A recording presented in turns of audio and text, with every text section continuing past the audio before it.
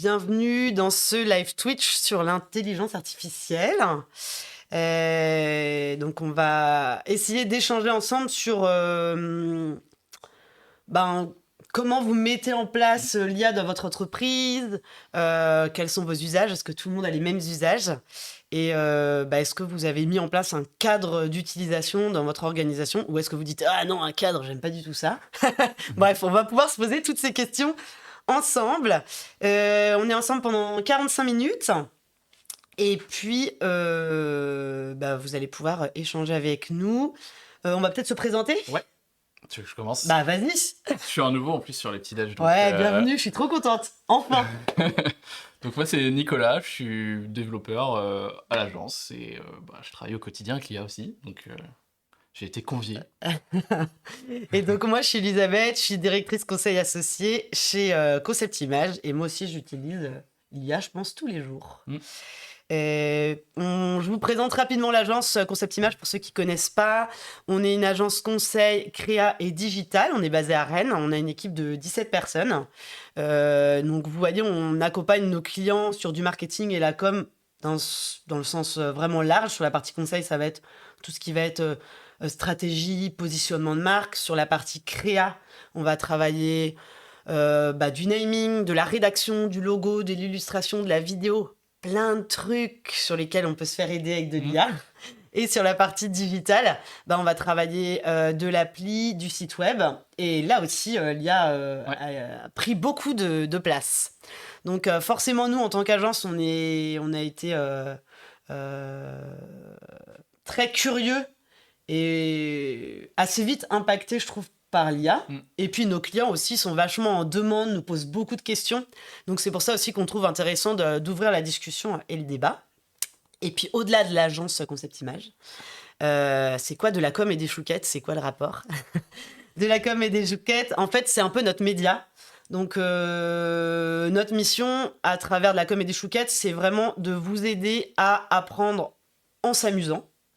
Parce qu'on sait que les gens qui bossent dans le marketing et la com doivent de plus en plus être des couteaux suisses, maîtriser plein de choses, plein de termes, plein de technos, plein d'outils. Et c'est pas facile de rester à jour. Alors, je vous explique même pas avec l'IA, où tout progresse à une vitesse grand V. Enfin, juste avant de lancer le live, on parlait avec notre collègue Pierre qui est en régie d'une nouvelle IA qui est encore sortie. Voilà, je pense qu'il y en a une tous les jours.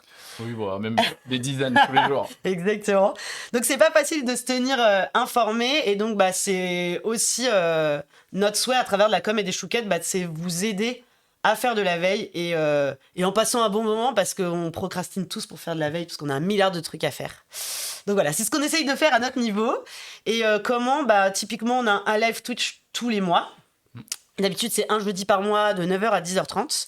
Et en fait, là, on a rajouté des lives puisqu'on teste aussi ces formats un peu plus courts, 45 minutes, le midi.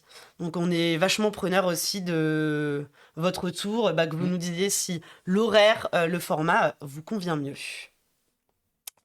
Et donc, vous allez le voir, l'idée, c'est vraiment que ça soit un échange. On n'est pas là pour vous faire la messe, quoi. Donc, pour pouvoir échanger dans le chat, il y a déjà des personnes dans le chat qui nous ont rejoints. Bonjour à vous. Ouais. Pour les autres qui ont peut-être juste cliqué sur la chaîne et qui peuvent nous suivre, prenez genre 30 secondes pour vous créer un compte.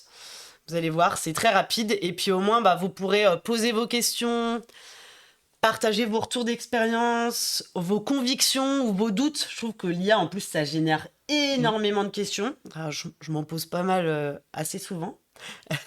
Donc, c'est ça qui va être riche aussi. Ouais, faut pas hésiter, ça peut être une discussion. Hein. C'est vraiment... on peut échanger quasiment en temps réel, donc faut pas hésiter.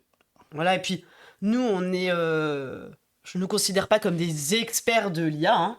C'est plus qu'on est assez curieux là-dessus, qu'on teste, qu'on expérimente beaucoup. Et voilà, on aime bien en parler. Je suis sûre que vous avez des trucs à nous apprendre. Vous avez forcément testé des IA qu'on ne connaît pas. Et c'est ça aussi qui va rendre la discussion intéressante. Et je pense qu'on a aussi tous des cultures d'entreprise hyper variées. Et je trouve que l'adoption, les avis vis-à-vis de l'IA, c'est hyper différent d'une boîte à l'autre, quoi. Donc, rejoignez-nous dans le chat. Et d'ailleurs, on va commencer par vous poser une petite question. Ouais. On va commencer, du coup, par vous demander... Suspense, roulement de tambour. L'IA dans votre organisation, c'est plutôt encadré ou open bar? Et du coup, bah, c'est ça.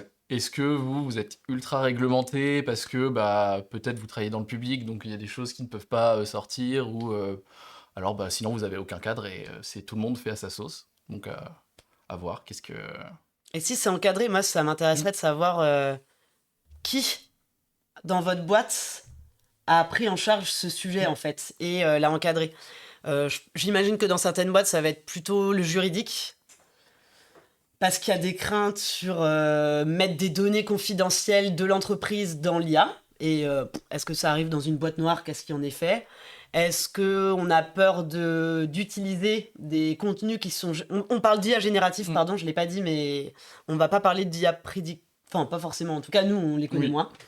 Peut-être si vous avez des retours d'expérience là-dessus, c'est intéressant. Nous, en tout cas, l'agence, on est vraiment sur de l'IA générative. Donc on peut se dire aussi, est-ce que des contenus générés par IA nous appartiennent? On en parlera tout à l'heure. Donc dans ce cas-là, c'est plutôt le juridique, je pense. Et Ouais. après, en fonction des sensibilités, bah, ça peut être les dirigeants, ça peut être, j'en sais rien, à la com, ça peut être pris Mm. en charge aussi. Après, même d'un point de vue dev, il y a tout ce qui peut être lié à la sécurité.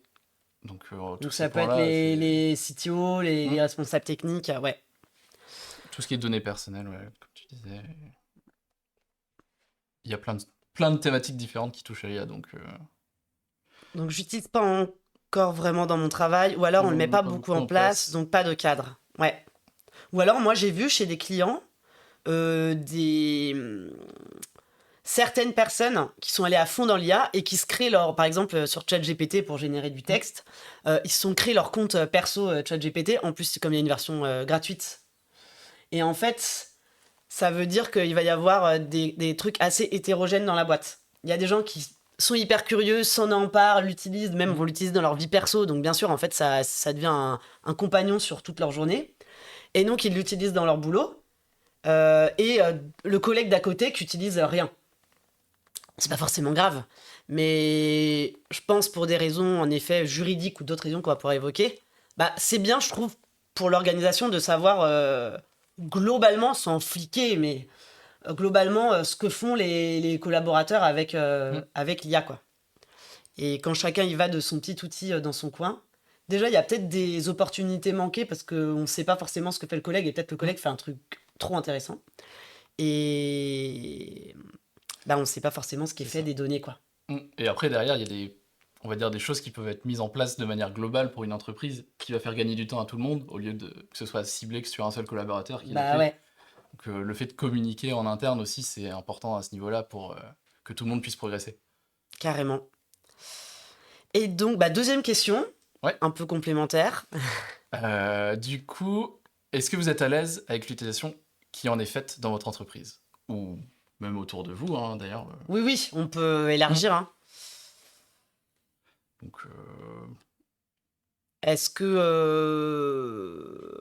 bon, on peut faire le truc, est-ce que vous êtes pour ou contre l'IA? Mais le débat est en vrai un peu plus complexe que ça. sondage, c'est parti. Non, ou est-ce que, je sais pas, votre boîte est allée à fond et vous vous dites, ah bah moi j'émets des réserves. Au contraire, est-ce que vous trouvez que c'est hyper bridé et vous dites, bah je trouve ça dommage. C'est intéressant aussi de voir, peut-être si vous êtes venu avec nous ce midi, probablement vous posez des questions là-dessus. C'est ça. Et il y a l'utilisation interne et après, il y a aussi tout ce qui va toucher à vous, vos clients. Est-ce que vous êtes à l'aise par rapport au travail que vous fournissez à votre client si c'est utilisé avec l'IA, ou est-ce que vous pourrez peut-être aller plus loin en gagnant du temps avec l'IA? Enfin, il y a toutes ces questions à se poser aussi. Ouais, parce que je trouve que être à l'aise, ça a deux avantages. Le premier, c'est juste toi dans ton utilisation, peut-être par rapport à tes convictions. Alors, c'est compliqué dans une boîte où il y a, je sais pas, 2000 salariés. Vous arriverez peut-être pas à avoir 2000 personnes dont la vision, la conviction personnelle est alignée avec le choix qui sera fait sur l'IA dans votre entreprise. Mais on peut quand même en discuter. Ouais. Mais en tout cas, quand on est un peu aligné, bah, ça va mieux déjà. Mm. Surtout quand on l'utilise au quotidien. Et après, en effet, vis-à-vis des clients, je trouve ça hyper intéressant ce que tu dis. Et en fait, d'ailleurs, moi, je me rappelle, nous, on a commencé à tester l'IA un peu comme ça, au petit bonheur la chance, chacun un peu dans son coin, hein, quand c'est arrivé. Ouais. Euh, chacun l'a fait à sa sauce. Il y a des gens tout de suite, c'est un peu des personnalités aussi, hein, Dès qu'il y a un nouvel outil, bam, ils vont tester. Ils mettent un petit test à la maison, ils testent au boulot, voilà. Et il y a des gens qui étaient peut-être moins dessus ou qui ont eu une affinité avec une solution, voilà. Et en fait, on a comme ça testé chacun un peu dans son coin pendant 6 mois, presque un an. Et on a une collègue qui a rejoint l'équipe et dans son rapport d'étonnement, elle nous a dit « Je vois que vous utilisez l'IA, par exemple, pour générer des contenus pour un site web, pour un client. Et moi, je me mets à la place d'un client. Si j'apprenais que vous avez utilisé l'IA pour générer des contenus, franchement, je serais choquée. » Alors moi, ça m'a vachement surpris. Et en même temps, je me suis dit, waouh, il y a un truc derrière ça. Ça veut dire, est-ce qu'on est à l'aise avec l'utilisation qu'on fait de l'IA ? Et est-ce qu'on fait un truc planqué dans notre coin ou est-ce qu'on en parle à nos clients ? Et je pense que ça infuse tellement partout que on n'a pas forcément une honte à avoir d'utiliser l'IA. Hein. Mais par contre, c'est bien d'expliquer, comme tu dis, quel usage on en fait, quel retravail on en fait éventuellement derrière, ou quelles précautions on prend en amont. Et de le dire en toute transparence, ça rend les choses tellement plus simples. Plutôt que de dire, ouais, on fait des trucs, mais si les clients nous posent des questions, c'est pas trop. Oui. Et là, c'est plus compliqué. C'est ça. Du coup, c'est l'axe que vous voulez avoir. Hein. C'est vraiment... est-ce que c'est full transparence ou est-ce que... Oui, et parfois, on n'est pas en transparence, pas parce qu'on veut planquer, mais juste parce qu'il n'y a pas cette culture de déballer ce qu'on fait en interne, en externe. Ouais. Hein. Vous ne faites pas forcément des trucs cachés, secrets. Hein. Et si vous n'avez pas recensé les usages et donné un cadre, c'est beaucoup plus dur de... Vous pouvez être transparent sur quoi ? En fait, sur rien. Donc, c'est ça. Il faut avoir une ligne directrice, c'est plus simple pour que tout le monde sache comment on s'exprime sur le sujet pour que chaque collaborateur puisse apporter la bonne réponse à son interlocuteur. Quoi. Exactement. Bon, si vous avez... si au gré de la discussion, vous devenez plus à l'aise ou moins à l'aise, n'hésitez pas à nous le dire. Ouais, n'hésitez pas, à n'importe quelle question on prend. Faut y aller. On est là pour ça. Et donc, pour continuer un peu la petite histoire de notre collègue qui nous fait ce rapport d'étonnement, en fait, là, on s'est dit... si elle nous pose la question, c'est sûr que des clients vont nous poser la question. Ouais. Et moi, j'aimerais bien être préparée à répondre de façon claire. Et c'est une bonne occasion pour se faire un peu des convictions. Et donc, en fait, le travail qu'on a fait, c'est qu'on a recensé... Alors, c'est facile, on est 17, donc on peut recenser 17 usages. Mais remarque, comme on peut aussi avoir des moyens de sonder 100 000 personnes. Hein. Oui, c'est ça. Et puis, ça peut être fait par pôle. Ou par équipe. Chaque pôle fait son sondage et après, ça remonte au-dessus et ainsi de suite. Il y a plein de façons de s'organiser. Exactement. En tout cas, pour nous, c'était facile et rapide, quand même. Et en fait, mais c'est très simple. Hein. En fait, on a lancé un sondage en demandant aux gens quelle solution d'IA vous avez déjà testé, qu'est-ce qui vous a plu, qu'est-ce que vous avez fait avec, qu'est-ce que vous avez trouvé performant, super, etc. Quelles limites vous avez trouvées à cet outil ou cette solution. Et est-ce qu'il y a des limites que vous, personnellement, vous auriez envie de vous poser ? Et donc, je crois que quasiment tout le monde a répondu à ce sondage-là. Donc, ce qui était très cool, c'est que moi, j'ai découvert plein d'outils dont j'avais jamais entendu parler, ou j'avais vaguement entendu parler, mais j'avais jamais testé. Clairement, les trucs de dev, je suis incapable de tester ça. Et... alors, c'était une photo à un instant T, hein, parce qu'on a fait ce sondage, depuis, c'est passé 6 mois. Ouais, c'était même il y a plus de 6 mois, je pense. Ouais, t'as raison. Je suis pas bonne en... Mais ça évolue tellement vite que... Et surtout, cette avalanche d'infos sur l'IA, ça fait qu'on a l'impression que ça fait 6 mois, enfin même 1 an, alors qu'en fait, ça fait que 2 mois, il s'est passé tellement de choses que... Ouais. Et en vrai, l'IA, ça fait 30 ans, 50 ans que c'est dans les tuyaux des chercheurs. Hein. Mais c'est juste arrivé dans nos mains du grand public quand même assez récemment. Et donc, on a découvert des nouveaux outils. Et puis... parce que même sur les limites qu'on pouvait se donner, on s'est dit par exemple, la génération d'images sur Midjourney, parfois les visages sont pas top. Ouais, franchement, maintenant les visages sont bien. Hein. Et ils vont être de mieux en mieux. Donc ça pouvait être une limite à un instant T qui n'en est plus une. Mais ça nous a permis déjà de s'acculturer à ça, de se mettre dans une dynamique de on veut en parler et on veut se faire des convictions et on s'empêche pas de changer nos convictions en cours de route. Ça, c'est hyper important. Et et de se poser des questions un peu plus fondamentales, d'ordre, je sais pas moi, déontologique, d'ordre sécurité, d'ordre éthique, d'ordre écologique aussi, philosophique, voire même. Non, mais comme on a des métiers un peu dans la créa. Tout ce qui peut être aussi autour du bien-être au travail, parce que ça peut éviter des tâches répétitives, tout comme ça peut aussi enlever certains plaisirs que peuvent avoir les collaborateurs à faire certaines tâches. Donc il y a plein de questions à se poser, et c'est pour ça, comme tu disais, il faut que ça reste quelque chose d'évolutif qui peut... Enfin, c'est pas parce qu'on l'a fixé à un instant T que 6 mois après, ça ne peut pas changer. Surtout vu comment ça évolue. En plus, il y a aussi la législation autour de l'IA qui risque d'évoluer. Moins vite que la tech, mais quand même. C'est ça, donc il y a plein de points à surveiller et il faut suivre, quoi. Ouais, et alors on n'a pas trop eu de retour sur comment, est-ce que vous êtes à l'aise ou pas à l'aise. Moi, je vais vous donner mon sentiment. Avant de lancer cette démarche, en fait, à la fois, j'étais partagée entre waouh, c'est trop excitant, il y a un nouveau truc qui s'ouvre, ça a l'air assez fou et magique et puissant, et j'ai envie de tester plein de trucs. Et j'avais une autre partie de moi, clairement, qui était un peu en flip. Qu'est-ce que ça va changer à nos métiers, voire au monde? Je me pose des questions comme ça parfois la nuit. Qu'est-ce que ça va changer dans nos journées? Quelle place on va avoir, nous? Est-ce qu'on va... moi, j'ai la chance, j'aime bien mon taf. Est-ce que je vais continuer à m'éclater? Et cette peur, elle peut être paralysante. Et il y a des gens, moi je l'ai déjà entendu, qui disent « Non mais l'IA, moi c'est mort. Je n'irai pas. » Pour plein de raisons différentes. Ça peut être écologique, je l'ai entendu. Ça peut être philosophique, genre qu'est-ce qu'il advient de moi si les machines prennent toute la place? C'est des questions légitimes. Mais nous, notre... réflexion, ça a été de se dire on ne peut pas ne pas s'y intéresser. Et en fait, si c'est une boîte noire à laquelle on ne veut pas toucher, en tout cas, moi, personnellement, j'arriverai pas à comprendre ce qu'il y a dedans. Et j'ai besoin de comprendre ce qu'il y a dedans pour me faire des convictions et pour que ça aille mieux, quoi. Et pour dépasser un peu ce « Putain, qu'est-ce qui nous arrive ?» Donc ça va beaucoup mieux, je dors la nuit et tout, c'est cool. Et en fait, en parler avec vos équipes, en parler avec vos clients, en parler avec vos partenaires, ça change tout, je trouve, dans l'approche. Et en plus, on peut ne pas être d'accord, et c'est hyper intéressant. Donc, on a abouti, tout ça pour dire... purée, 10 minutes sur ce slide. Tout ça pour dire que une fois qu'on a fait le tour de toutes les équipes, on a écrit une charte d'utilisation de l'IA, et donc, pour s'assurer que tout le monde était d'accord avec ce nouveau cadre qu'on voulait se poser, se partager ensemble. Et on l'a publié. On l'a publié sur notre blog. Parce que aussi dans l'ADN de l'agence, il y a vraiment le côté transparence qui est important pour nous.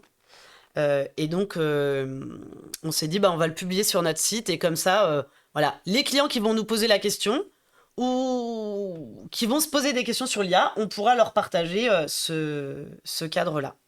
Donc, on va vous mettre le lien dans le chat si vous voulez faire vos curieux. On va aller regarder ça. Je suis en train de le chercher, justement. Ah, je peux te l'envoyer si tu veux, je l'ai. J'ai pas... Hop. On va vous l'envoyer tout de suite. Tu me l'envoies sur Slack. Hop, ça arrive. Des petits problèmes comme d'hab, on va dire. Ça, c'est le live. D'ailleurs, on va faire un live bientôt sur organiser des webinaires. Donc, on parlera de tous ces petits aléas. Hop. Ça arrive et puis vous pourrez garder ça à tête reposée. Donc, on va peut-être pouvoir parcourir les grandes questions qu'on s'est posées, nous, en rédigeant cette charte. Et c'est peut-être probablement des questions que vous vous posez aussi. Le premier, c'est la rédaction de contenu. Parce qu'en fait, si vous avez un peu commencé à jouer avec ChatGPT ou l'IA de Google, par exemple. Oui, du coup, qui s'appelle maintenant Gemini. Voilà, c'était Bard avant, il a déjà changé de nom très vite. Et ou Mistral, la version française de ces IA-là, qui est un peu repartie chez Microsoft, mais... Ouais, bon, voilà. En partie française, on va dire. Sur la rédaction de contenu, c'est vrai, si vous l'avez testé, vous voyez, c'est bluffant. Vous pouvez lui demander écris-moi un post pour un réseau social, écris-moi un article de blog, écris-moi une page web, écris-moi un livre blanc, une note, écris-moi un email. On en parlait avec des clients qui disaient ça peut même être intéressant pour écrire une trame d'entretien, un mail difficile à rédiger. Ça rédige énormément de contenu. Donc là, nous, on s'est dit, déjà, est-ce qu'on a envie d'utiliser pour rédiger tout type de contenu? Par exemple, nous, ça nous arrive de rédiger pour des clients. Ça peut être carrément des prestations. Soit de la réécriture pour optimiser pour le référencement naturel, soit carrément rédiger pour des pages web, une plateforme de marque, etc. Là, on s'est dit, déjà, il faut faire gaffe. Si on rédige... Parfois, on a des projets confidentiels pour des clients. Donc, c'est de l'interne. Parfois, on a des clients pour qui on travaille sur du contenu. Il y a des données, j'en sais rien, financières, stratégiques. Là, clairement, on s'est dit, on ne mettra pas ces données dans un chat GPT. On ne sait pas trop ce qui est fait de nos données là-dessus. On sait que ce sont des boîtes qui vivent avec de la donnée. Oui. C'est ça leur chiffre d'affaires. Donc, a priori, ça ne va pas disparaître. Et puis, l'IA fonctionne avec la donnée. Ce qui fait que plus elle se nourrit de données, plus elle évolue. Et donc, il y a des grandes chances que toutes les données qui soient transmises à des modèles d'intelligence artificielle soient enregistrées pour encore améliorer le modèle. Donc, Voilà. Donc, on s'est dit déjà, si on a besoin de retravailler un contenu pour un client et que c'est un contenu confidentiel, déjà, on peut lui en parler en amont. Et on peut dire, est-ce que ça vous va si on travaille avec des données anonymisées, on enlève les chiffres, on enlève le nom de la boîte et ça va nous permettre de écrire ou réécrire un contenu. On va aussi... Moi, parfois, quand je travaille pour des clients, si je dois écrire avec le nom du client, j'enlève le nom du client et dans le prompt que je vais lui faire, je vais lui dire, c'est un client de secteur, j'en sais rien, moi, de l'énergie. Mais je vais pas dire, c'est EDF. Bon, après, il y en a pas 50 000 dans l'énergie en France. Mais quand même, ça peut changer un peu la donne. Et puis, ils sont plus tout seuls quand même. Et après, c'est sûr que nous sort l'IA en termes de génération de contenu. On veut pas prendre ça pour argent comptant. C'est-à-dire, pas de copier-coller tel quel, parce que c'est pas forcément le bon ton. Même si l'IA, quand tu lui donnes un bon brief sur le ton que tu veux, elle est forte, c'est fou. Pour que ça ait l'air naturel, je trouve que même à l'œil, maintenant, t'as plein de contenus, c'est grillé que c'est généré avec du ChatGPT. Souvent, c'est un peu onirique, c'est un peu... tout dépend le ton que tu lui donnes. Si tu lui donnes un truc très institutionnel, mais... Je vois sur LinkedIn, il y a des trucs, je suis là, mais c'est ChatGPT, mais c'est évident. Et surtout qu'il répète ce qu'on lui demande. Donc, quand... C'est un truc de malade, ça. Il va toujours... Il se synthétise lui-même. Ouais. Donc plein de gens demandent la même chose, il va fournir la même chose à toutes les autres personnes qui demandent ça, et du coup, on recroise très vite les mêmes contenus, la même façon de formuler, la même structure. Ouais, t'as raison. Donc, quand on veut... En fait, ça peut nous aider. Moi, je trouve que c'est prodigieux pour dépasser l'angoisse de la page blanche. Quand t'arrives pas à te lancer, paf, ça te fait une première version sur laquelle tu vas pouvoir itérer. Ou pour de la pédagogie. Tu vois, expliquer un truc de façon très simple. Nous, on a parfois des concepts assez techniques à expliquer à des clients. Et quand tu dis, explique ça ultra simplement, explique ça en une phrase, explique ça à un enfant de 10 ans. Je prends pas nos clients pour des enfants de 10 ans. Mais moi, parfois, j'aime bien quand on m'explique un truc comme un enfant de 10 ans. Genre des trucs dans vos métiers, très tech, ça va tout de suite mieux. Il est très fort pour faire des métaphores, des comparaisons. Mais on fait pas de copier-coller pile-poil de ce que va nous sortir l'IA. On le retravaille. Pour s'assurer que c'est cohérent avec la marque, qu'on tire notre épingle du jeu et qu'on ne raconte pas n'importe quoi. Et puis on va vérifier les sources aussi de ce qu'on raconte. Ça repose la question des droits d'auteur aussi, surtout quand on part sur vraiment de l'écriture, comment dire, j'allais dire sur le côté, et vraiment écriture côté roman, etc. Mais là où vu que c'est inspiré de plein de titres et d'auteurs qui ont été... utilisé pour former le modèle de données, derrière, potentiellement, en fait, c'est du vol de certains textes, ça peut être des phrases qui sont reprises, donc il y a aussi, sur ce point-là, où il faut faire un peu attention, même si c'est pas simple de savoir si ça provient d'un texte ou d'un auteur qui aurait pu... Ouais, et tu vois ça, on s'était posé aussi la question, parce que c'était une des limites qui a été évoquée quand on a fait ce travail de charte, c'est, en plus... voilà, on a des gens qui, notamment, je dis pas que c'est que les créas, mais on a des créas qui sont très sensibles aux droits d'auteur à l'agence parce que voilà, ils font de l'illustration, ils font du design, ça peut être volé, repris, plagié, etc. Et voilà, moi je dessine pas, je fais pas tout ça, mais j'y suis sensible aussi. Et on s'était dit, notamment pour la génération de visuels, mais c'est aussi le cas pour la rédaction de contenu, on va essayer de pas faire un prompt où on va lui demander d'écrire ou de faire un visuel dans le style de. Parce que ça, vous pouvez le faire. Je sais pas si vous avez essayé de le faire. En vrai, c'est assez dingue. D'ailleurs, on nous a posé le défi en live, dans le live Twitch qu'on a fait avec Richard sur l'IA, où on a dû faire une bataille de prompts tous les deux et on devait demander on devait faire, grâce à l'IA, le synopsis du prochain film de Miyazaki. Là, on l'a fait pour rigoler parce que c'était le défi qu'on nous a posé en live, mais moi, je voudrais pas utiliser ça pour faire un concept créa parce que en fait, Miyazaki, c'est son taf et laissons-lui son taf. C'est ça. Et je l'ai testé aussi juste pour l'expérimenter et savoir ce que ça donnait pour de la génération de photos. Parce que là, pour le coup, c'était pour du texte enfin, du concept créatif ou du texte. Je l'ai testé en atelier avec des clients. On voulait générer des photos très réalistes. Et donc, on a fait un prompt. Et j'ai testé... J'ai fait le même prompt en regardant si je donne pas d'indication dans le style 2 ou si je donne une indication dans le style 2. Et j'ai demandé dans le style d'un photographe. J'ai mis Richard Avedon, c'est un grand photographe, voilà. Mais la photo faite dans le style de Richard Avedon, mais c'était incroyable. Le grain, c'était magnifique. Le cadrage, c'était magnifique. Donc c'est un peu horrible parce que c'est très tentant. Mais après, nous, on a envie de... Après, c'est très personnel. Hein. On a envie de se poser cette limite et d'essayer de... En plus, on peut faire des briefs, des prompts très riches pour essayer de respecter le droit d'auteur, quoi. C'est ça, et puis c'est aussi une question, faut apporter sa propre créativité, sa propre valeur à ce qu'on fait, et ça, même pour un client, ça va donner une identité. Donc si on vole une autre identité, c'est plus l'identité de ce client-là, et c'est ça qui est important aussi de conserver. Exactement. Après, bien sûr, que ce soit texte, image, c'est hyper intéressant d'utiliser ça comme un peu un ping-pong créatif qui est... vous lui demandez de vous sortir un truc pour que vous sortiez une première idée, puis vous lui demandez autre chose, vous croisez ces deux trucs-là, ça vous fait penser à autre chose. Au final, c'est votre travail aidé de votre super assistant. En plus, ça rend les journées quand même plus intéressantes, plutôt que juste, je lui demande de me générer un truc où j'ai plagié le travail d'un auteur ou d'une autrice, et puis je le copie-colle sans vérifier, quoi. Mais encore une fois, c'est la limite qu'on s'est posée. C'est ça. Ensuite, sur la traduction.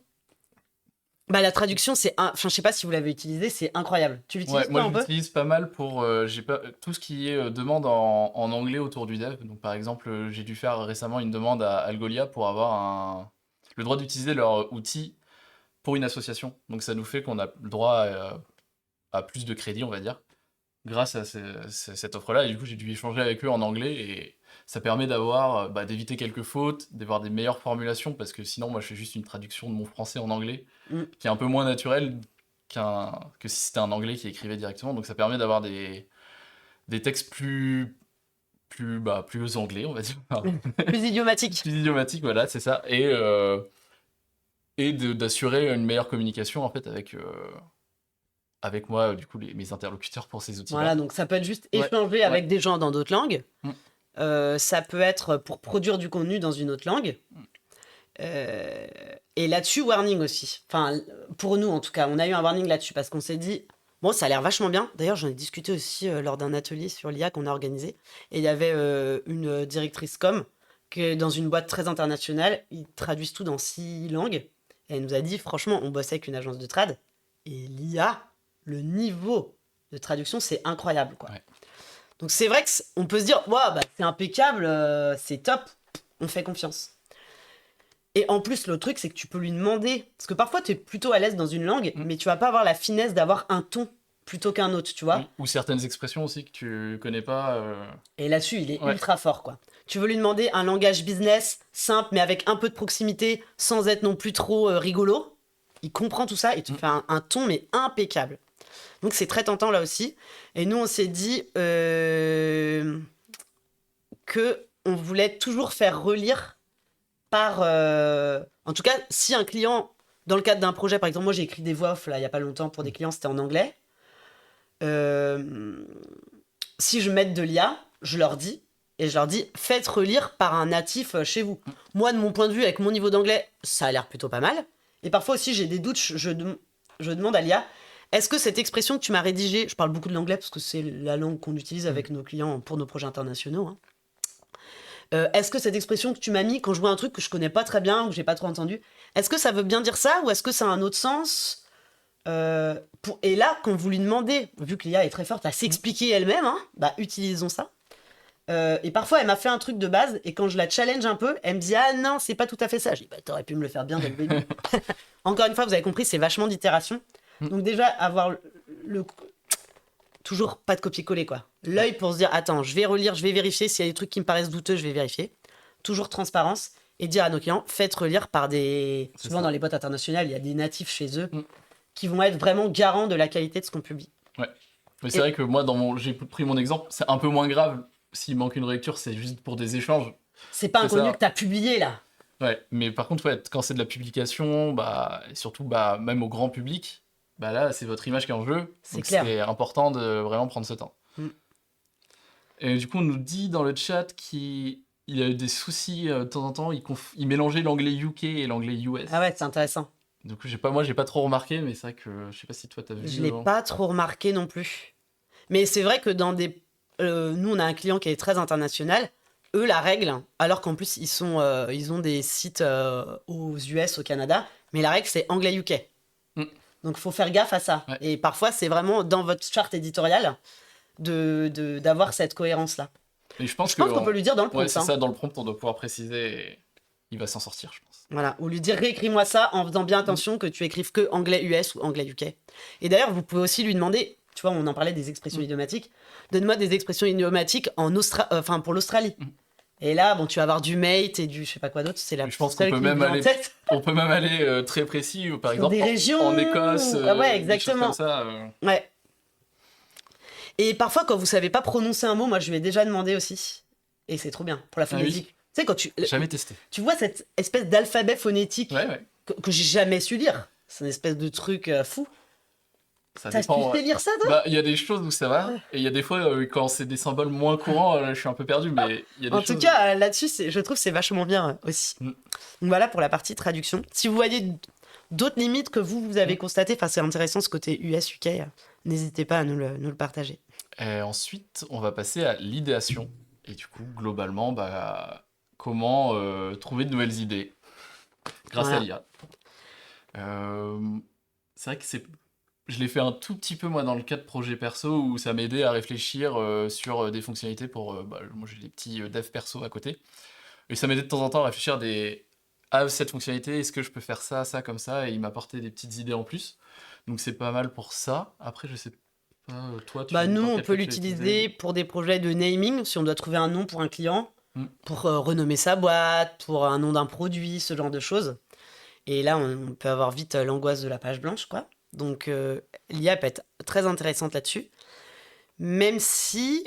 Et puis après, un concept créatif, quoi. On a un client qui nous demande un concept créatif. Là-dessus, c'est pareil, on l'utilise vraiment, ce que je l'évoquais tout à l'heure, en ping-pong créatif, quoi. On lui donne un brief, il nous sort des idées, ça nous redonne d'autres idées, on voit que les idées sont complètement nulles, on se dit « Attends, je vais réaffiner mon brief ». Et en fait, je trouve que là-dessus, ça a deux avantages. Le premier, c'est... on nous a beaucoup dit ça à l'école. Si tu n'énonces pas clairement ton problème, tu peux pas avoir la solution. Et en fait, parfois, la solution, elle réside dans « j'ai bien expliqué ma demande ». Et c'est le truc typique où tu bloques dans ton coin et tu vas voir un collègue, tu dis « Ah, tu peux me dépanner ? Attends, j'ai un problème. » Ah, blablabla, tu expliques ton problème et à la fin, tu es là. Ah ouais, en fait, j'ai la réponse. Il y a un truc comme ça au dev qui existe, c'est le canard en plastique un peu. C'est quand t'as un problème... Quand t'as un problème, tu parles à ton canard. D'accord. Et du coup, comme ça, le fait d'exprimer ton problème, potentiellement, ça te permet à mieux le comprendre et de trouver toi-même une solution. C'est un peu le principe de si tu le faisais à un collègue, mais si tout le monde, il y a quelqu'un qui est pas dispo. Et ton collègue n'est pas toujours dispo. Donc t'as ton canard en plastique pour... D'accord, mais j'ai jamais vu de canard à l'agence. Non, mais... je pense que la semaine prochaine, on a un canard. Hein. C'est juste qu'on est tellement dispo entre nous pour s'aider. Oh là là, on a une super équipe. Mais je vais vous appeler les petits canards, possiblement. Non, je suis désolée. Et du coup, le ChatGPT ou un autre peut devenir votre canard en plastique. Voilà, trop bien. Donc, et puis, tu vois, quand il te fait des réponses, moi j'ai entendu plein de gens qui disent « Oh, je lui fais des demandes, les réponses, c'est nul !» Oui, parfois c'est nul. Et parfois ça te rassure un peu, t'es là « Ah, on est encore trop fort, les IA sortent des trucs nuls. » Mais en fait, parfois, c'est aussi que ta demande n'était pas assez précise, pas assez complète, trop vaste. Et une fois que tu t'itères, deuxième prompt, troisième prompt, dixième prompt, boum, bah là, t'as une réponse super. Et tu dis, bah en fait, c'est parce que j'avais pas bien formulé ma C'est problématique. ça. Bah, ça force à un dialogue en fait. Et un échange que sans autre chose, on ferait pas T'as pas forcément. toujours. Ouais. Ouais. Et Sinon, après, c'est vraiment, bah, il te donne des idées et ça te fait penser à autre chose. Ça te sort du tunnel ou de l'idée préconçue que t'avais de base. Parfois, les IA, ça crée aussi des accidents, tu vois, d'un point de vue créatif. Ça te sort une idée à laquelle t'avais jamais pensé. Et tu te dis, ah, que ce soit sur l'image ou le texte, hein, tu te dis, ah putain, ce truc, c'est intéressant. Et ça te fait prendre un autre chemin, quoi. Mm. Et pour l'instant, il n'y a aucun naming qu'on a copié-collé d'une IA toute sortie. Pareil pour des concepts créatifs, parce que comme tu disais, vu que l'IA, c'est basé, les IA génératives, elles sont basées sur de la proba. Donc en fait, elles sont entraînées sur des textes à trous. On leur fait manger plein de données, on leur écrit des textes à trous et on les entraîne pour leur dire complète-moi cette phrase. Je parle pour le texte, hein, mais... Et jusqu'à temps que la phrase que tu as générée, elle soit bonne et valide. Et à la fin, d'ailleurs, ça a été affiné par des vrais humains qui ont dit ouais, ça c'est correct, non, ça c'est pas une bonne réponse. Dans des conditions sociales déplorables, qui peut être une autre limite que vous posez. Et donc, vu qu'elle est entraînée pour générer le truc probable, encore une fois, vous aurez le truc le moins original, le moins différenciant. Donc, si on l'utilise tel quel pour de la créativité, moi, je lui ai déjà demandé des concepts créatifs pour des clients. Il me sort des trucs, mais tellement bateaux, vus et revus, c'est nul. Donc, par contre, si on lui demande un petit angle sur un truc, une petite idée complémentaire, c'est là que ça va rallumer votre cerveau et ça va vous aider à avancer. Et en fait, c'est vrai que je trouve ça trop bien ton canard. Parce que je trouve que l'IA, parce que ça, cet échange, tu peux le faire avec tes collègues en vrai. Mais ils sont pas toujours dispo. C'est pas toujours rentable de discuter et d'aller interrompre tout le temps en permanence ses collègues et pas toujours agréable non plus. Et donc en fait, là c'est le collègue qui est toujours à ta dispo, à toute heure du jour ou de la nuit. Bon, je vous recommande pas de travailler la nuit, hein, mais... et qui est aussi toujours de bonne humeur. Oui. Et ça, et tu peux lui poser la même question 10 fois, elle va jamais s'agacer, quoi. Ça peut être aussi assez agréable. Et justement, on va revenir après sur le point où tu disais, où dans un cas d'idéation, ce qui nous intéresse, c'est plus la nouveauté et pas forcément le plus probable qui se fait partout. Alors que dans d'autres cas, par exemple, qu'on verra plus tard pour le développement, ça peut être intéressant justement. Ouais, en effet. Voilà, sur la création d'images ensuite. Ouais. Bon, ça, je trouve qu'on en a pas mal parlé, mais en tout cas, c'est un peu la même règle que sur le texte. Ah ouais, on s'est quand même dit qu'on voulait pas faire apparaître des gens dans des images qui sont connues. C'est-à-dire Bah moi, je veux pas générer pour un client une photo de Kim Kardashian à côté de... Ah oui, ok. Pas des voitures qui vendent. Des personnalités publiques. Exactement, parce qu'ils ont rien demandé, ils ont pas envie qu'on utilise leur image. Donc ça, c'est la limite qu'on se donne sur la création d'images. Et après, nous, on fait gaffe aussi de contour. Alors, on fait gaffe à plusieurs trucs. On l'a vu pour des tests sur des clients. Parfois, l'IA, elle te fait des anachronismes. On a fait des générations d'images pour un client de vendange et il nous mettait les grappes dans des caisses en bois. Et en fait, aujourd'hui, ça se fait dans des caisses en plastique. Du coup, c'est un hors-sujet. Donc, c'est un peu comme on vous dit pour la traduction du texte, on fait toujours valider par le client la conformité et le réalisme d'une image générée par IA. Parce que, moi, je sais pas, j'ai jamais fait de vendange. Je trouvais ça très beau avec les petites caisses en bois. Ça fait plus écologique. Apparemment, ça va revenir, mais en tout cas, c'est pas... Du coup, si on veut montrer un truc réaliste, ça marche pas. On va essayer aussi de dépasser les biais des IA, parce que les IA, comme elles sont entraînées avec ce qu'elles trouvent sur Internet, forcément, elles sont biaisées. Donc, ça, c'est simplement avoir un œil critique et bien affiner vos prompts. C'est ça. Ça me fait penser, même ça rejoint tous les autres points d'avant, mais c'est vrai que malheureusement, il y a énormément de contenus qui peuvent être racistes, complètement sexistes, etc. Et donc, c'est l'IA, vu qu'elle reproduit ce qu'elle voit, faut faire attention à tous ces points-là sur la génération. J'avais fait un prompt pour un client, j'avais demandé pour Midjourney de me faire une image avec... C'était en anglais, parce que quand tu promptes en anglais, tu peux prompter en français, mais tu as quand même plus de résultats vu qu'elle vient chercher un champ sémantique plus large. J'avais demandé tu vois, une négociation, des gens qui sont en train de négocier dans une salle, c'est des commerciaux, mais donc en anglais c'est salespeople, donc c'est pas genré, qui font une négociation, c'était que des mecs, quoi. Parce que des commerciaux qui font des négos, c'est que des mecs, quoi. Donc après, j'ai refait mon prompt pour rajouter quelques nanas. Donc faut faire attention à ça aussi. Ça, il faut vraiment se poser la question parce que peut-être sur le moment, on va pas tilter parce que On peut être est pressé, c'est le ça. visuel est joli, ça marche bien. Donc, mais oui, c'est le genre de choses à penser. Et pareil sur de l'illustration, hein, c'est un peu la même logique. Parce que nous, on fait de l'illustration aussi pour nos clients. En fait, avant qu'il y ait l'IA, comment on travaillait l'illustration, soit ils partent de rien, hein, au studio, soit en fait, ils allaient chercher, par exemple, on fait des personnages qui font un repas de famille, quoi. C'est l'illustration qu'on va faire. Eux, ils allaient chercher des photos libres de droit. Et en fait, ils viennent mettre ça sur leur tablette, comme sous un calque. Ça, ouais. Et en fait, ils viennent dessiner dessus parce que ça te permet d'avoir une perspective. Et après, tu apposes ton style graphique. Sauf que parfois, tu trouves pas exactement la scène que tu veux en banque d'images. Et donc, tu t'arraches vite les cheveux. Ou alors, ils font des espèces de collages de plein de trucs. Ça peut être rigolo, mais ça peut vite te prendre du temps. Alors que là, avec en quelques prompts, tu as l'image de fond qui va te servir de base, qui est super adaptée pour ce que tu veux. Mais derrière, on garde le travail vraiment sur mesure qu'on vient faire dessus. Encore une fois, pour rester cohérent avec la charte, l'identité graphique de notre client, pour pas plagier le travail d'un illustrateur ou d'une illustratrice. Puis on sait qu'au studio, ils aiment beaucoup l'illustration. Ouais, on Donc va on va pas enlever ce kiff, clairement. Et puis, on pense toujours à des petites choses en plus, à des petits détails qui vont faire la différence. Et en fait, en termes de... Pour tirer votre épingle du jeu, ça change tout, quoi.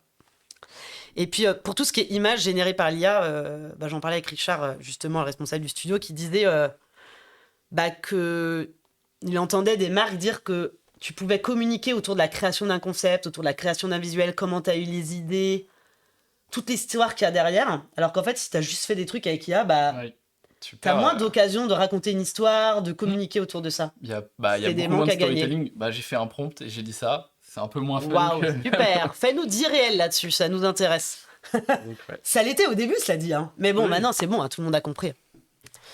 Et donc, sur le développement... Sur le développement web, là, c'est plus pour moi, du coup. je parlerai pas là-dessus. Si, quand même, tu peux. Il y a plusieurs sujets. Parce qu'on avait... au début, on utilisait ChatGPT plus comme une aide, soit au débugage. Ah, on bloque sur ça, est-ce que tu peux me trouver une solution? Ça peut être aussi comment on fait ça. Donc, on va dire de l'accompagnement à de l'apprentissage ou des questions-réponses sur des sujets précis dans le développement. Et maintenant, c'est vrai qu'il y a énormément d'outils qui sont directement intégrés dans nos éditeurs de code, donc nos outils avec lesquels on va écrire notre code, qui nous permettent de... on écrit en direct et en même temps, il va nous faire des propositions, il va nous dire « Ah tu pourrais mettre ça » ou « Là, c'est ça » ou... Enfin, c'est plein de choses comme ça et... Donc tu t'aides pas pour ton dev de ChatGPT? Plus trop maintenant, parce qu'en fait, maintenant, c'est entièrement intégré dans notre outil. Ouais. Donc, soit j'ai ça s'appelle Copilot, celui qu'on utilise, soit c'est au moment où je code, ça va me faire des propositions, soit j'ai aussi un chat intégré et je peux lui dire directement, là, est-ce que tu peux me dire dans la documentation comment c'est expliqué ce point-là, ou comment faire telle fonction, telle méthode, etc. Et je peux aussi lui dire, je sélectionne tout mon code sur ma page, est-ce que tu peux me le réécrire de telle façon pour qu'il soit plus court, ou etc. Ah, ok. T'as en fait plein de façons différentes d'interagir avec lui. Il peut documenter ton code aussi ça, ou pas? il peut documenter en direct. Ça, c'est bien quand tu vas reprendre un projet développé il y a 2 ans par un collègue. Après, moi, je dis toujours, un code qui est déjà lisible de base, c'est le mieux. Ah ouais, d'avoir des commentaires. Documenter un truc de taré. En fait, le mieux, c'est d'avoir un code qui est lisible dès le premier coup d'œil. S'il faut mettre des commentaires, c'est qu'on a peut-être fait un truc un peu trop compliqué et qu'il faut l'améliorer. Mais il y a toujours besoin de temps en temps d'un petit commentaire parce que ça met du contexte. Parce qu'il y a aussi la compréhension du besoin client qu'il faut des fois expliquer et que ça, tu vas pas forcément retrouver dans le code. Et si jamais tu dois reprendre un code, nous, on essaye de l'imiter, mais d'un autre prestat. Ça peut être pas mal pour te l'expliquer. S'ils n'ont pas développé du tout comme nous. Il fait ça, il fait l'explication de code, il fait vraiment tout ce qu'on peut imaginer autour du développement, il va le faire. Là où il a le plus de mal, c'est quand on rentre dans la complexité d'un un peu algorithmique ou d'un besoin client. Vu qu'il est sur la masse des codes qu'il trouve sur Internet, il fait les choses que font toujours, tout le monde. Donc ça va être des conditions simples, des choses simples. Par contre, là où il a plus de mal, c'est écrire des fonctions entières, des fois, c'est un peu moins... C'est pas exactement ce qu'on voulait. Mais on peut lui donner des indications comme un prompt. On peut lui dire, il faut que ma fonction, elle fasse ça, que j'ai ça comme paramètre en entrée, je veux ça en sortie, voilà ce que ça doit faire dedans, essaye de me l'écrire. Et des fois, il va faire une base et on peut itérer sur ça. Okay. Et des fois, il va partir en live, mais ça... Donc, il faut garder un œil super avisé sur ce qui te sort. Ce qui est très important, c'est que faut jamais prendre un code qui va générer et passer à la suite. Il faut toujours relire ce qui nous génère, parce que dedans, il peut y avoir des failles de sécurité, il peut y avoir des erreurs. Des fois, il fait des choses toutes bêtes, mais il va oublier, par exemple, en PHP, il faut toujours mettre des points-virgules. Bah, il va oublier un point-virgule, du coup, ça marche plus, etc. Donc, toujours relire précisément le code et comprendre ce qu'il fait, et pas juste accepter... Prendre ça pour argent comptant, next, je passe à la suite, quoi. Mais ça fait quand même gagner du temps, parce que là où il est très fort, c'est sur des tâches répétitives. Parce que, bah, par exemple, on a plein de configurations à mettre dans un fichier, et ben il va tous les gérer, parce que c'est quelque chose de logique qui est simple, c'est pas... Oui, puis c'est pas là-dessus que tu as envie de passer ta demi-journée, quoi. Et même pour nous, c'est un plaisir de pas avoir 50 lignes de config à écrire, bah oui. Non, mais c'est ça. Donc, toutes ces tâches-là, en plus, c'est agréable, parce que nous, ça nous fait gagner du temps sur des choses qui sont fastidieuses et pas fun. Et par contre, on peut se concentrer sur, là, faut résoudre un problème, faut trouver un algo qui va être plus opti pour faire ça, et c'est là où c'est intéressant. Et donc, là, l'IA est une vraie aide, dans le sens où elle enlève tout ce qui est fastidieux pour laisser le fun, on va dire. Et là-dessus, la limite que nous, on a choisi de se mettre, c'est surtout pour les plus juniors de l'équipe, les gens qui sont encore en apprentissage sur le dev. Enfin, vous aussi, vous apprenez tout le temps, mais... Bah, c'est le plaisir de ce métier. Mais vous avez quand même une base solide. Où là, le point de vigilance, c'est vraiment de... Donc, si je retranscris bien, une de vos compétences clés, c'est de savoir résoudre des problèmes. En fait, quand tu fais du développement, c'est ça qui fait de toi un bon développeur, quoi. Bah, résoudre des problèmes et rechercher les informations. Voilà, chercher des solutions. Et en fait, si, dès le début, tu apprends à développer que avec l'IA, tu peux perdre de vue ce côté « Attends, je me pose et je vais savoir chercher une solution par moi-même, je vais savoir challenger un truc aussi que je lis. » Parce qu'en fait, si tu as toujours fait tout avec l'IA, t'as plus ce côté relecture de « Attends, est-ce que c'est bien fait? Est-ce que c'est pas bien fait ?» Et puis c'est aussi prendre des réflexes, des habitudes, où quand c'est l'IA qui le fait à ta place, bah toi, ton cerveau, il est pas entraîné à ça. Il est pas entraîné à prendre cette habitude. Ou là, quand j'écris ça, est-ce que je peux le faire plus court? Est-ce que je peux le rendre plus lisible? Alors que si l'IA qui fait, ces questions, on se les pose plus. Et c'est ça. Et il y a aussi tout le côté de l'apprentissage des technos, où vu que l'IA donne la réponse, on va moins chercher par nous-mêmes comment... et on va être moins expert sur la technologie, et du coup, on aura moins de recul sur ce que va nous proposer l'IA. Voilà. Donc c'est vraiment usage plus limité pour les... En tout cas, avec beaucoup plus de vigilance pour les personnes moins expérimentées dans nos équipes, pour vraiment qu'on les aide à développer cet esprit critique et à faire leur apprentissage. Ça veut pas dire non, c'est mort, on leur a bloqué l'IA sur leur ordi, hein, mais on est quand même super vigilant là-dessus, quoi. C'est ça, et on reste vigilant, nous aussi, sur tout ce qui peut être lié à la... On va dire, vu que le code, il est quand même parcouru par une intelligence artificielle, il y a aussi ce côté, si un jour on se dit, là, c'est plus du tout possible, notre code, il se retrouve de manière publique, là, c'est sûr qu'on va arrêter, parce que ça peut engendrer des failles de sécurité si le code d'une application est entièrement disponible en ligne. C'est clair. Normalement, ça va, parce que on fait en sorte qu'il n'y ait pas de failles, mais on sait jamais. Et donc, c'est ça. Et après, il y a tout ce qui peut être touché à la confidentialité des clients, où si le client, c'est un outil... qu'il vend à d'autres utilisateurs et que son code est entièrement disponible, et du coup son concurrent il récupère tout le code et il se refait le même outil, c'est pas envisageable, ça. Donc c'est là aussi il faut qu'on surveille et qu'on évite de faire distribuer du code dans tous les sens, quoi. Ouais, carrément. Voilà globalement sur les principaux sujets qui nous posent question. J'espère que ça vous a posé aussi des questions, vous. Le temps file. On arrive à la conclusion. Nous, ce qu'on essaye de faire à la fin de chaque live, c'est de vous inviter à vous poser 1 minute ou je sais pas, 10 secondes si vous êtes méga rapide. Non, mais c'est bien de se dire, quand on se forme, on essaye de se mettre un peu une to-do, on essaye de passer à l'action. Donc ça nous intéresse de savoir les 3 choses que vous aimeriez améliorer ou tester dans les semaines à venir. Ou les questions que vous avez envie de poser, les sujets que vous avez envie de mettre sur la table avec vos équipes. sur ce sujet de l'intelligence artificielle dans votre organisation. Puis nous, c'est toujours intéressant de savoir aussi c'est quoi les sujets qui vous intéressent par la suite. Ça peut être de nouveaux sujets de live ou de contenu qu'on va produire. Donc si vous voulez nous partager ça dans le chat, ça serait top. Ouais. Mais puis même n'importe quelle idée. Hein. Même si on n'en a pas parlé, mais ça vous a donné une autre idée. Si vous avez fait des prompts pendant le live, ça vous a donné des idées, j'en sais rien. On peut faire de l'idéation avec le chat. Hein. Exactement, nous serons vos canards à votre disposition. Et donc, pendant que vous prenez ce petit temps-là, donc nous, on a terminé. Petite page de pub pour les prochains lives. Les lives du matin. Le prochain, ça sera en mars sur la créativité. Ensuite, on parlera justement des webinaires, je vous en parlais en intro. Et ensuite, on parlera des méthodes agiles. Alors, pas forcément à prendre au pied de la lettre sur faire du développement en mode agile, c'est pas comme ça qu'on travaille, mais plutôt comment on peut s'inspirer d'outils, de rituels, de communication qui sont utilisés dans les méthodes agiles pour vous, dynamiser tous les projets que vous pouvez mener. Donc, ça peut être des projets pas du tout de développement, mais il y a des trucs super intéressants à piquer là-dedans. C'est ça, un petit peu de spoil, nous, c'est ce qu'on fait au dev. On a mis des petits bouts de méthode agile sans avoir le rituel qui est quand même ultra complet, ultra strict de la méthode agile de base. C'est plus on prend des petits morceaux Parfois ça fait un peu envie agile, mais ça peut vite être le bordel. Et parfois ça fait un peu peur parce que c'est un peu une boîte noire. Donc on essaiera de voir un petit peu avec vous ce qu'on peut aller choper dans ces méthodes. Vous allez pouvoir vous inscrire pour ces prochains petits déj sur notre site internet. Et puis on a plein de ressources. Donc tous nos lives, ils sont disponibles en replay sur notre chaîne YouTube. On a aussi des podcasts de la Comédie Chouquette sur Deezer et Spotify.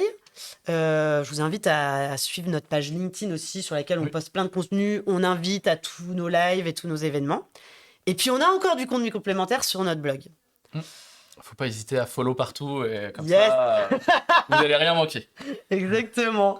Et vous pouvez aussi, sur ces canaux, nous demander des contenus complémentaires que vous aimeriez qu'on sorte. On est là pour ça, donc dites-nous de quoi vous avez envie. Et puis, dernier petit service que je vous demande, si vous avez passé un bon moment, ça serait super sympa de nous laisser un avis sur Google My Business.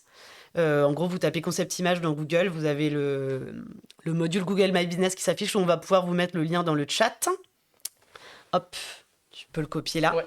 Et si vous pouvez nous déposer un avis, juste nous mettre des étoiles ou nous mettre un commentaire pour nous dire ce que vous en avez pensé, ça serait vraiment super sympa parce que ça aide Concept Image à remonter dans les résultats de recherche sur Google.